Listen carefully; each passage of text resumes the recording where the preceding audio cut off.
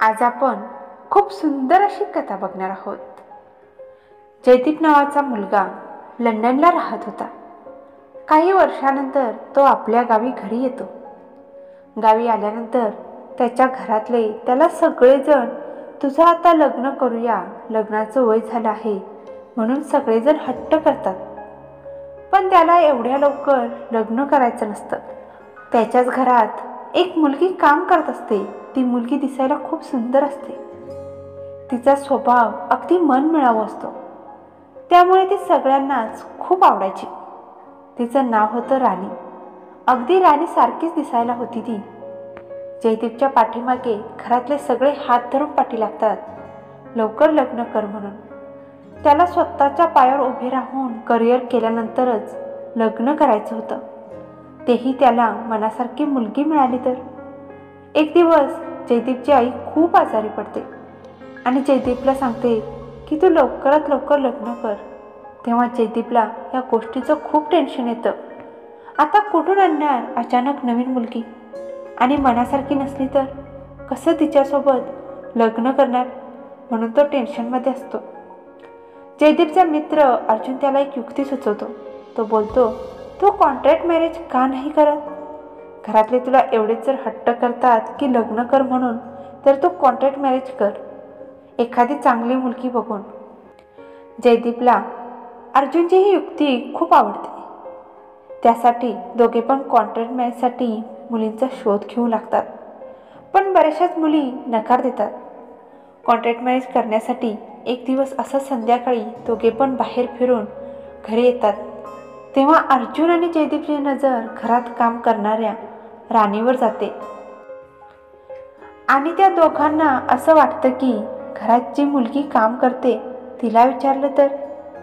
राणी घरातली सगळी कामं संपवून जेव्हा ती आपल्या घरी जाते त्यावेळेस अर्जुन आणि जयदीप तिच्या घरी जातात. तेव्हा राणीला कॉन्ट्रॅक्ट मॅरेजबद्दल सांगतात आणि तिला जयदीप विचारतो की तू कॉन्ट्रॅक्ट मॅरेज माझ्याशी करशील का? ती खूप गोंधळते. तिला पहिल्यांदा काही समजत नाही की अर्जुन आणि जयदीप काय म्हणत आहेत. त्यावेळी अर्जुन तिला सगळी गोष्ट समजावून अगदी व्यवस्थित सांगतो. तुझ्या घरच्यांची सुद्धा जबाबदारी जयदीप घ्यायला तयार आहे असं राणीला सांगतो. राणीच्या घरची परिस्थिती खूप बिकट असते. तिची आई खूप आजारी असायची. त्याशिवाय पाठीमागे 2 बहिणी सुद्धा होत्या. त्यामुळे ती कॉन्ट्रॅक्ट मॅरेजसाठी तयार होते. चांगला मुहूर्त बघून जयदीप राणीशी लग्न करून घरी येतो. तेव्हा घरातले सगळेजण आश्चर्यचकित होतात की राणीसोबत जयदीपने कसं काय लग्न केलं. सगळ्यांच्या प्रश्नांचा भडीमार जयदीपवर होतो. तेव्हा जयदीप सांगतो की माझी हिच्यावर पहिल्यापासून प्रेम होतं. मला राणी खूप आवडत होती म्हणून मी राणीसोबत लग्न केलं. जयदीपच्या सांगण्यावरून घरातले सुद्धा सगळेजण त्यांचे लग्न स्वीकारतात. जयदीप आणि राणीच्या मध्ये कॉन्ट्रॅक्ट मॅरेज झाल्याने त्या दोघांच्या मध्ये नवरा बायकोचं नातं निर्माण होत नाही. ते दोघे नेहमीच जणू काही नवरा बायको असल्यासारखेच सगळ्यांच्या समोर नाटक करायचे. अशीच कितीतरी महिने निघून जातात.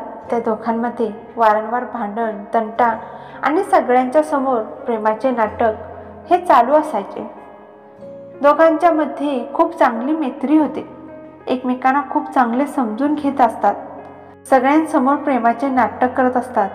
नवरा बायको असल्याचे नाटक करत असताना दोघांचे सुद्धा तारंबळा उडायचे.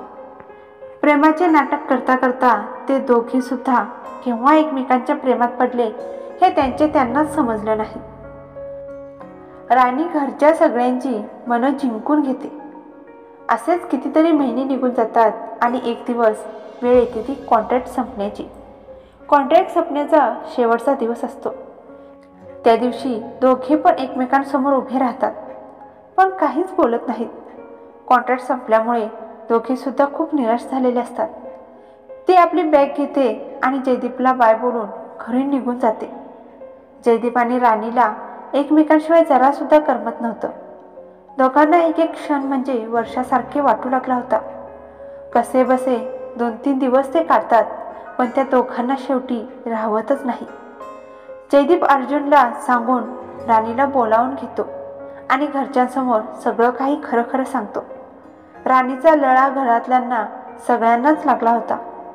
राणीने सगळ्यांची मनं जिंकली होती, त्यामुळे घरातले सगळेजण त्या दोघांना लग्न करण्याची परवानगी देतात आणि पुन्हा एकदा त्यांचं थाटामाटात विधिवत लग्न करून देतात आणि दोघांचा सुखाचा संसार सुरू होतो.